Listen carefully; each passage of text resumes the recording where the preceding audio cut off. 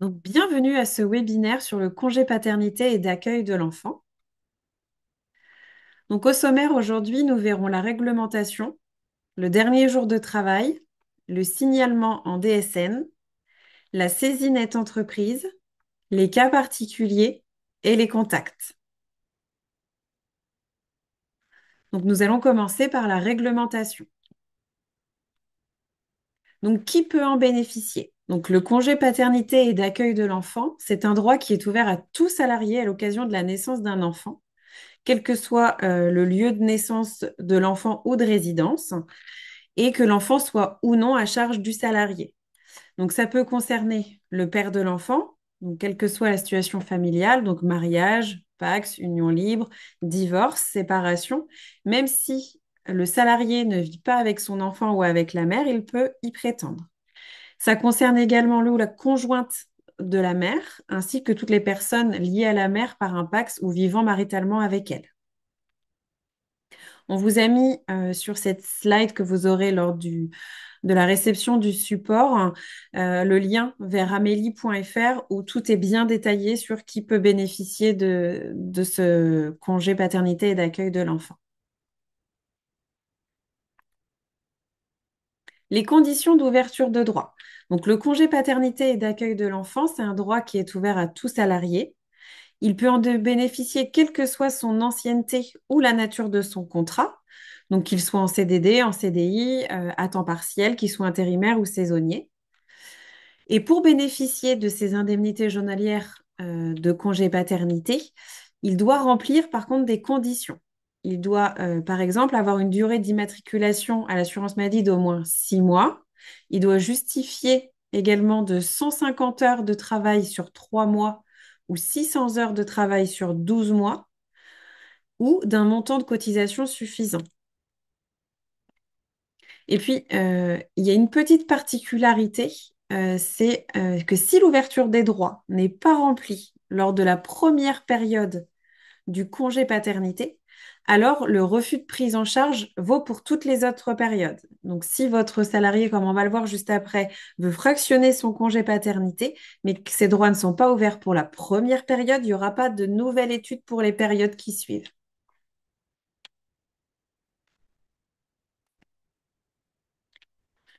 Donc, les indemnités pour le congé paternité, elles sont versées à votre salarié par l'assurance maladie ou vous sont versées à vous si vous faites de la subrogation. Donc, les indemnités, elles sont versées pendant toute la durée du congé paternité et d'accueil de l'enfant, sans délai de carence et pour chaque jour de la semaine, y compris les samedis, dimanches et jours fériés. Donc, les indemnités sont en jours calendaires. Vous trouverez sur ce support et sur cette slide le calcul effectué pour l'indemnité journalière qui sera versée. Donc, vous aurez accès à ce calcul lors de la réception du support.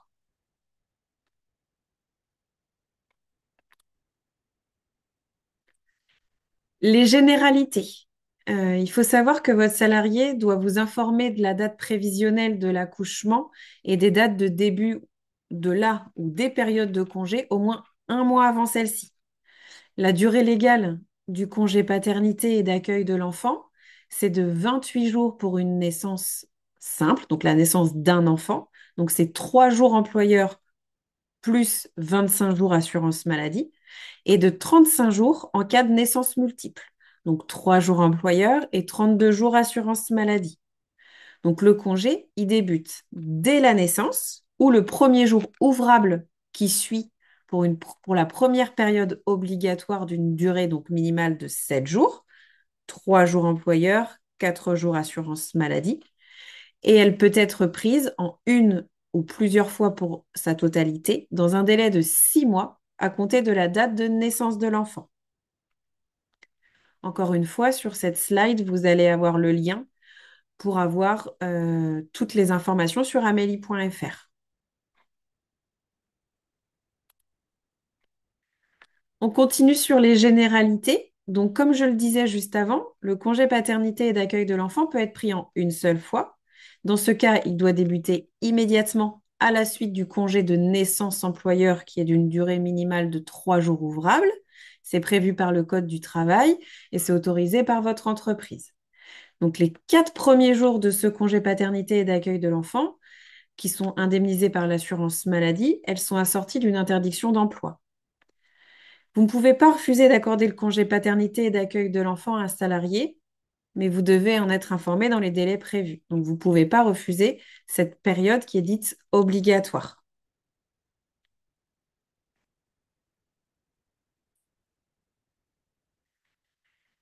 Donc, le congé il peut également être pris en plusieurs périodes de la façon suivante. Comme dit précédemment, une première période de 4 jours, qui est donc assortie d'une interdiction d'emploi et qui fait immédiatement suite au congé de naissance. Puis une seconde période qui lui reste de 21 jours calendaires en cas de naissance simple et 28 jours calendaires en cas de naissance multiple. Donc cette seconde période, elle n'est pas obligatoire et elle peut être fractionnée. Euh, donc elle peut être fractionnée en 2 parties, dont la période la plus courte doit être au minimum de 5 jours. Donc pour pouvoir la prendre, il faut qu'il y ait minimum 5 jours. Vous ne pouvez pas prendre une période de 4 jours, c'est bien minimum 5 jours, et puis jusqu'à la totalité, donc soit 21, soit les 28 jours restants. Donc les 21 et 28 jours restants ne sont pas soumis à l'interdiction d'emploi. Ça, c'est uniquement pour la première période. Et le prolongement de la première période de 4 jours, hein, quand il y a un congé d'hospitalisation de l'enfant, c'est aussi un cas particulier. On pourra le voir juste après. En cas d'hospitalisation de l'enfant, cette période de 5 jours, elle n'est pas minimum de 5 jours, elle n'est pas obligatoire. On verra juste après pourquoi.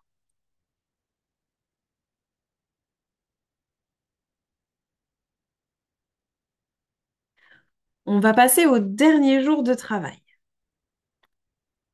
Donc le dernier jour de travail, qu'on appelle DJT, ça correspond à la veille du congé paternité indemnisé par l'assurance maladie. Le congé de naissance employeur, est calculé en jours ouvrables, donc c'est soit tous les jours hors dimanche et jours fériés. Et le congé paternité, qui est indemnisé par l'assurance maladie, lui, il est en jours calendaires. Donc ce sont tous les jours, du lundi au dimanche, y compris les jours fériés. Ici, on va prendre l'exemple d'une naissance qui a lieu un jeudi. Donc là, l'enfant naît le jeudi 14. Le congé de naissance employeur est donc mis du jeudi 14 pour 3 jours, donc jusqu'au samedi 16. Le dernier jour de travail sera donc le samedi 16 et les 4 jours assurance maladie indemnisables seront donc le dimanche 17, lundi 18, mardi 19, mercredi 20. Et dans notre exemple, la personne avait pris un peu plus de 4 jours. Et donc, ça fait 5 jours pour cet exemple-là. Mais c'est minimum 4 jours obligatoires. Donc, l'employeur peut faire démarrer, comme on a dit, le jour de la naissance, donc ici le jeudi 14, mais il peut aussi faire démarrer le lendemain, donc le vendredi 15. Donc, ça veut dire que pour les jours naissance employeur, vous mettez le vendredi 15, le samedi 16 et le lundi 18. Donc, les jours assurance maladie pour le congé paternité, ça sera le mardi 19, mercredi 20, jeudi 21 et vendredi 22. Donc, pour faire votre attestation ou pour enregistrer dans votre logiciel le dernier jour de travail, dans ces exemples, ça sera bien le dernier jour du congé employeur, donc le lundi 18.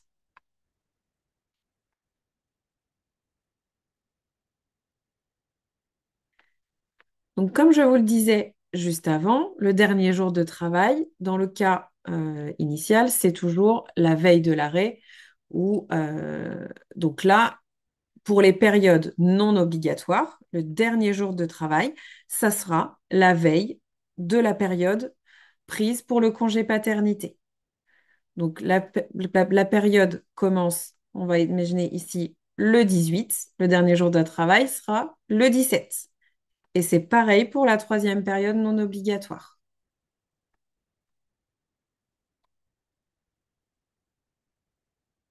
Je veux juste préciser ici que si la deuxième période commence ou la troisième période un lundi, le dernier jour de travail sera bien le dimanche.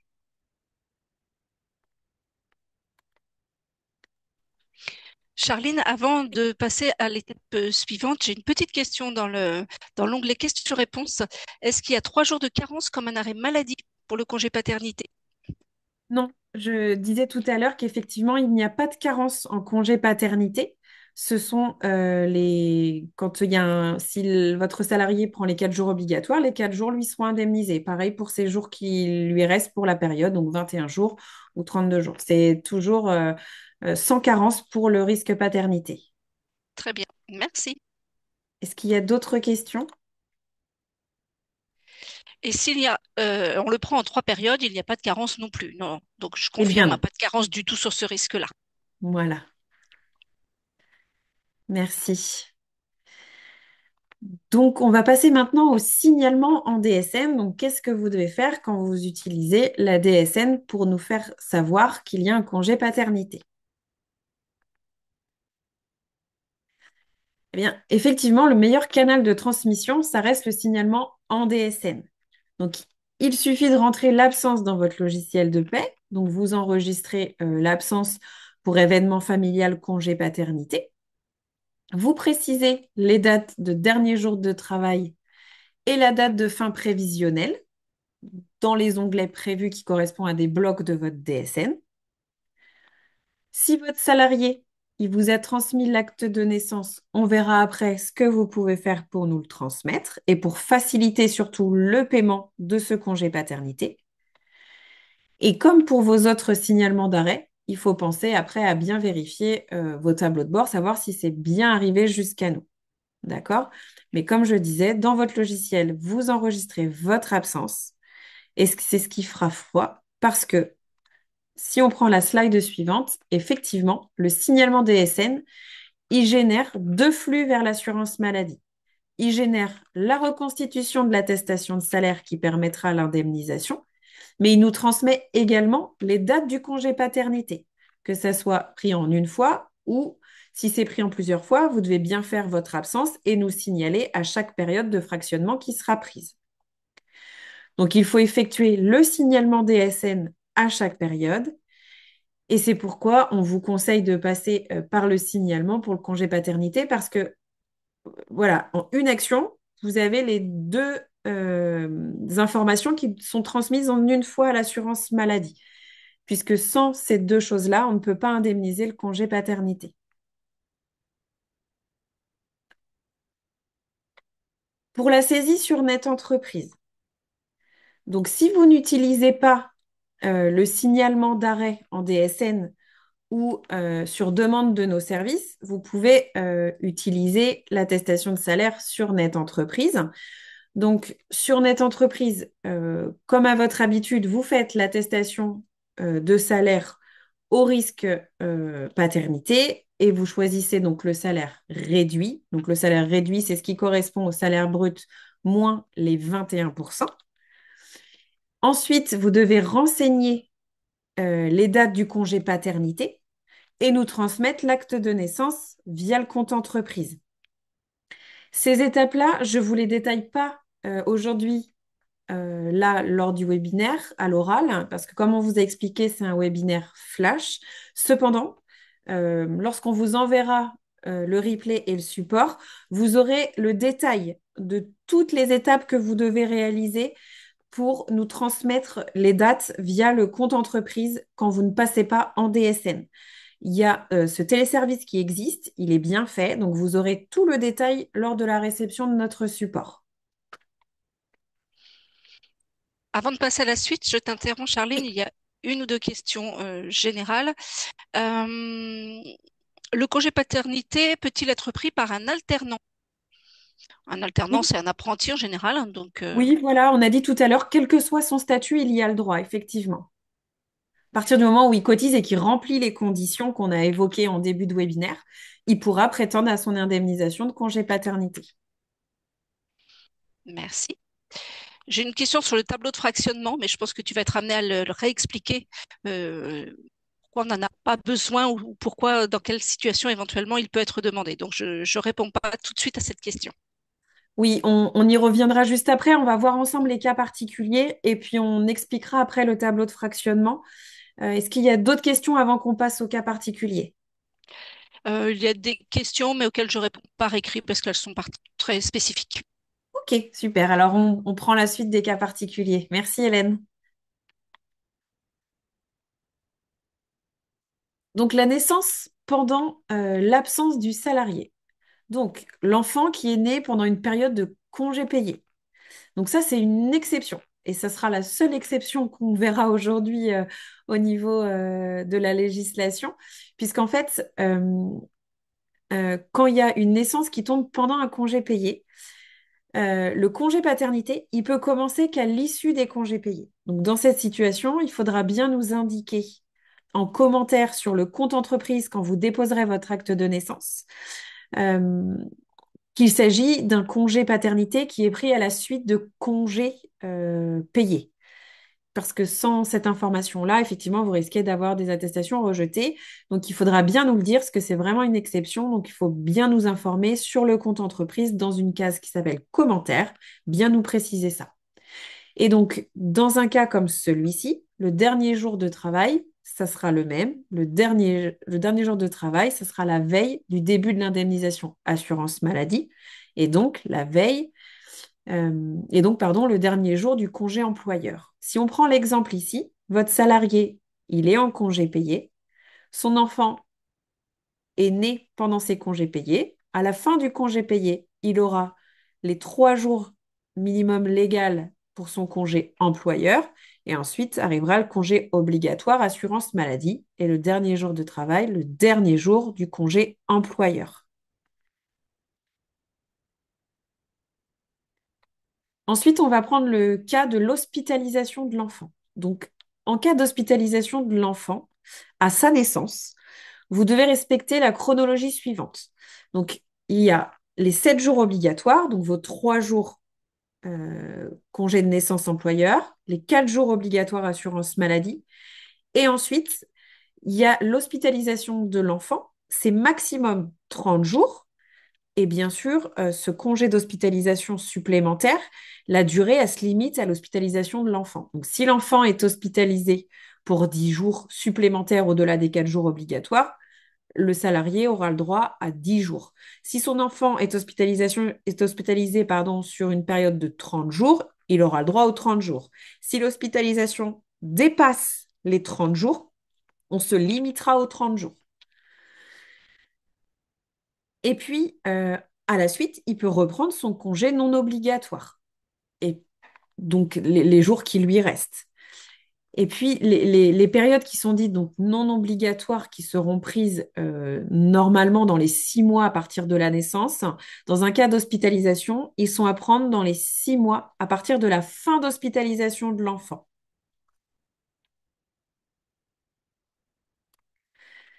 Je précise juste également ici que si votre salarié est dans cette situation et que vous avez en votre possession le bulletin d'hospitalisation de l'enfant, on vous invite à nous le transmettre également par le compte entreprise pour faciliter le paiement et que ce paiement soit fait plus rapidement, puisque des fois, le salarié ne pense pas à nous le transmettre, mais il est important de nous le transmettre. Donc, c'est bien de nous le transmettre au début quand vous l'avez, mais c'est bien aussi de nous le transmettre à la fin parce que dessus, il va y avoir la date de sortie de l'enfant. Et nous, c'est ce qui nous permettra de combler cette hospitalisation qui sera également indemnisée en paternité. Et donc, là, vous devez nous transmettre ça. Et c'est souvent, dans un cas comme celui-ci, tout à l'heure, on parlait, enfin, on m'a interpellé sur le tableau de fractionnement.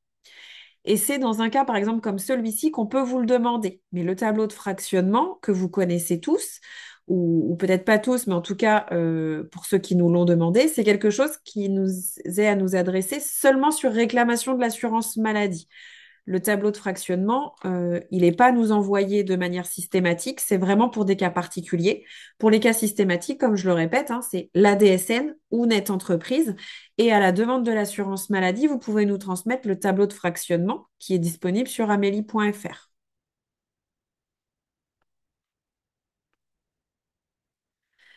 La naissance pendant l'absence du salarié, mais qu'il est l'absence du salarié suite à un arrêt de travail.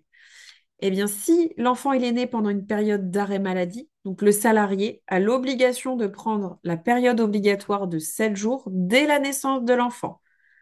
Donc, ça veut dire que ça interrompt son arrêt de travail pour être en congé paternité. Donc, dans l'exemple ici, le congé maladie, donc paternité, le congé arrêt de travail maladie était prescrit avant la naissance. Ça interrompt pour les 3 jours employeurs, les 4 jours obligatoires assurance maladie. Et vous voyez ensuite, là, sur l'exemple, le congé maladie recontinue derrière. Donc, soit le salarié, il peut poursuivre son arrêt maladie et prendre les 2 autres périodes de fractionnement dans les 6 mois qui suivent la naissance de l'enfant, ou alors il, il peut prendre son congé paternité en entier. Hein, ça, c'est pas un problème. Les périodes non obligatoires peuvent aussi être prises tout de suite. Dans un cas comme celui-ci, le dernier jour de travail, ça sera pour le congé paternité, ça sera bien le dernier jour du congé employeur. Ça veut dire que le dernier jour de travail, il change. Il change pour le congé paternité, mais il change aussi pour l'arrêt de travail qui se continue à la suite de ce congé paternité. C'est-à-dire que dans un exemple comme celui-ci, je vais prendre juste un petit pointeur laser pour que ça soit plus facile pour vous expliquer.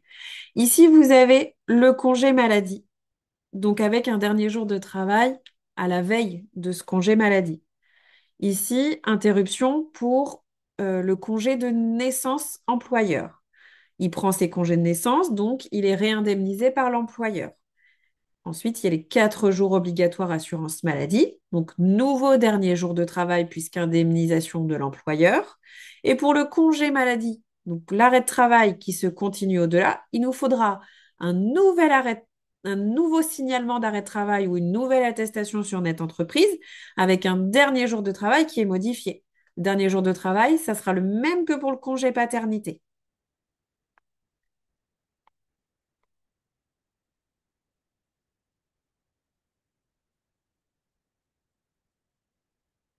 On a ensuite un autre exemple. Donc, c'est l'exemple des salariés qui sont multi-employeurs. Donc, le salarié, il a les 7 jours obligatoires qui débutent tout de suite chez tous les employeurs, donc les 3 plus 4. Et ensuite, les autres périodes, elles peuvent être prises à des dates différentes chez chacun des employeurs. Et la durée, elle peut varier d'un employeur à un autre. Si on prend les exemples que vous avez ici, chez l'employeur 1, le salarié a décidé de prendre tout son congé paternité à la suite. Chez l'employeur 2, il a décidé de reprendre le travail 3 jours avant de prendre le reste de son congé paternité. Et chez l'employeur 3, il a décidé de reprendre son congé au bout de 6 jours. Mais ça, il a le droit puisqu'il sera indemnisé en fonction de ce qu'il a cotisé chez chacun de ses employeurs. Donc, il peut prendre à des périodes qu'il souhaite, en dehors de la période obligatoire qui est prise chez tous les employeurs à la même date. Nous avons un dernier exemple ici. C'est lorsque l'enfant d'un de vos salariés décède, malheureusement, votre salarié, il peut bénéficier d'un congé d'une durée de 8 jours en complément de son congé paternité. Donc, pour pouvoir en bénéficier de ce congé-là, il y a plusieurs critères qui doivent être respectés. Mais là, dans cet exemple-là, effectivement, on voit, enfin, dans cette slide-là, pardon, vous voyez bien que vous avez l'explication des 8 jours supplémentaires qui sont accordés par l'assurance maladie à votre salarié. Ça s'ajoute aux 14 jours d'absence autorisée hein, dans l'entreprise. Donc, ça correspond à 22 jours au total d'absence. L'indemnisation de ce congé de deuil, elle est également possible lorsqu'un enfant qui est pas né vivant, mais qui a atteint le seuil de viabilité fixé. Donc ça, vous aurez toutes les informations sur amélie.fr. Je ne vais pas rentrer dans les détails ici, mais et voilà, il y a plusieurs situations pour lesquelles votre salarié peut en bénéficier. Et donc, du coup, il y a des démarches qu'il faut faire. Donc, vous devez nous adresser via le compte entreprise une attestation libre qui précise que le salarié est en situation de congé de deuil de l'enfant et sur lequel vous allez mentionner les dates de ce congé. Et ce sont bien des jours calendaires pour les 8 jours. Et puis, vous allez réaliser une attestation de salaire au motif congé de deuil. Donc ça, c'est une attestation qui est à faire soit depuis votre DSN, soit sur Net Entreprise. Et pour pouvoir bénéficier de ce congé-là, bien sûr, il faut qu'il y ait une prescription également du médecin qui est coché en congé de deuil. Ça, c'est également possible. Voilà, pour ce congé-là. Donc, ce qu'il faut retenir euh, pour le congé paternité, dans un premier temps, on dirait qu'en DSN, c'est plus facile parce que c'est automatique de nous adresser et l'attestation et les dates de la période de fractionnement. Qu'il y a une période obligatoire de 7 jours qui couvre 3 jours employeur et 4 jours assurance maladie, avec une interdiction d'emploi sur ces 7 jours. Ce congé, il est fractionnable en deux autres parties, ce qui est non obligatoire, mais que ces deux autres parties doivent être de minimum 5 jours pour chacune période et qu'elles sont à prendre dans les 6 mois qui suivent la naissance de l'enfant. On retiendra également que le dernier jour de travail, c'est la veille de l'indemnisation de l'assurance maladie et qu'on vous invite également à déposer l'acte de naissance sur le compte entreprise de Net Entreprise parce que ça permettra d'accélérer le paiement de ce congé-là. J'en profite, Charline, pour Oui, compléter ce que tu viens de dire sur les essentiels, on va dire, à retenir par rapport à quelques questions que nous avons, notamment sur ce que vous appelez dans vos questions le tableau Excel. Alors, le tableau Excel, c'est le tableau de fractionnement qui effectivement était le document, enfin le tableau qui vous permettait, avant l'existence du téléservice, de nous transmettre les dates de différentes périodes du congé paternité quand vous ne transmettez pas ces dates par le biais du signalement DSN. Je reboucle avec ce que vous a expliqué Charline. Alors, à titre exceptionnel, il peut arriver quand même que nos services vous demandent ce tableau parce que pour une raison ou pour une autre, peut-être que ça n'a pas pu fonctionner avec le compte entreprise, mais vraiment priorité, la DSN qui envoie les dates, si pas possibilité DSN, net entreprise, plus le téléservice sur lequel le pas à pas est dans le support qui vous sera envoyé, et vraiment en troisième recours, le tableau Excel de fractionnement. Mais il n'est pas, c'est vraiment à titre exceptionnel. Une des personnes participantes disait que parfois, malgré l'envoi en DSN, on vous demande les dates. Alors, ça peut s'expliquer soit par une anomalie dans la transmission des dates qui n'est pas de votre ressort, hein, mais c'est plutôt dans la moulinette on va dire, de la DSN que ça ne s'est pas transmis. Ou alors aussi parfois, je vous l'accorde, et on est en train de travailler en interne pour améliorer ce processus. Parfois, les dates ne sont pas encore traitées et enregistrées dans nos bases au moment où on traite l'attestation de salaire en elle-même. Donc, on vous les demande en pensant que peut-être elles n'ont pas été réceptionnées. Donc, c'est quelque chose qui est en cours d'amélioration. On essaye d'éviter quand même de vous redemander les dates alors qu'a priori, vous les avez bien transmises. Voilà. oui, juste je complète ce que tu dis. Généralement, quand on vous redemande des dates, notamment en DSN, c'est que le dernier jour de travail qui a été renseigné, nous, on a beaucoup de rejets sur cette thématique-là. Le dernier jour de travail, il faut bien retenir que c'est le dernier jour du congé de naissance employeur. Si vous mettez le dernier jour de travail réel, nous, ça génère un rejet et c'est pour ça qu'on vous redemande aussi des dates derrière.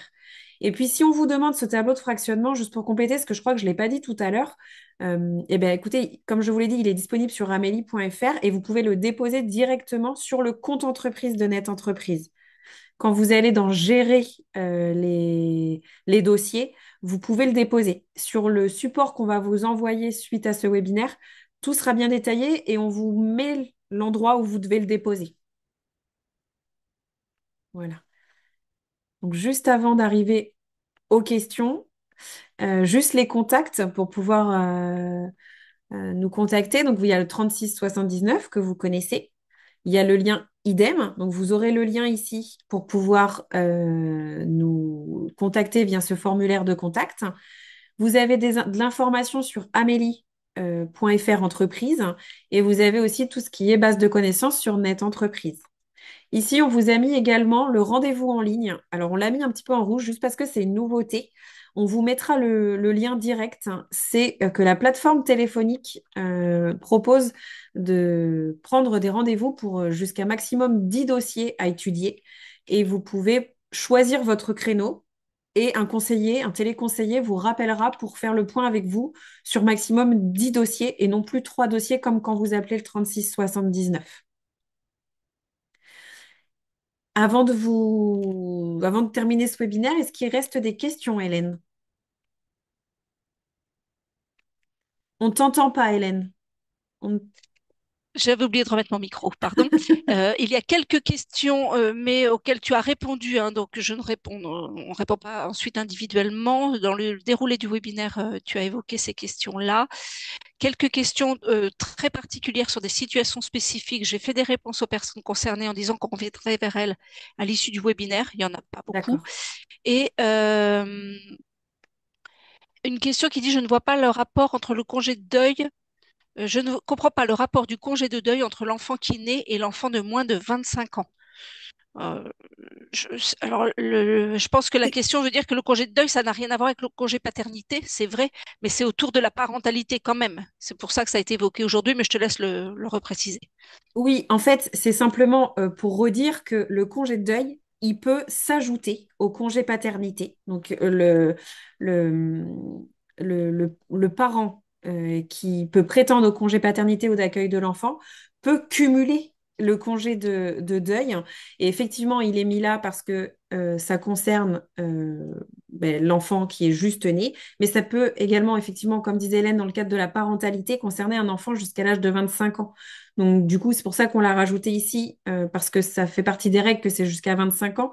Mais c'était vraiment pour dire qu'il pouvait se cumuler au congé paternité et d'accueil de l'enfant.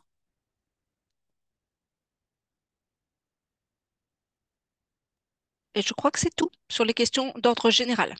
Eh bien, très bien. Eh bien, dans ces cas-là, je vous remercie. Je vous donne rendez-vous le mois prochain ou dans les prochains mois en fonction de la thématique qui vous intéressera pour nous retrouver sur un mois, une démarche. Vos conseillers relations entreprises vous accompagnent. Merci beaucoup. Au revoir. Au revoir.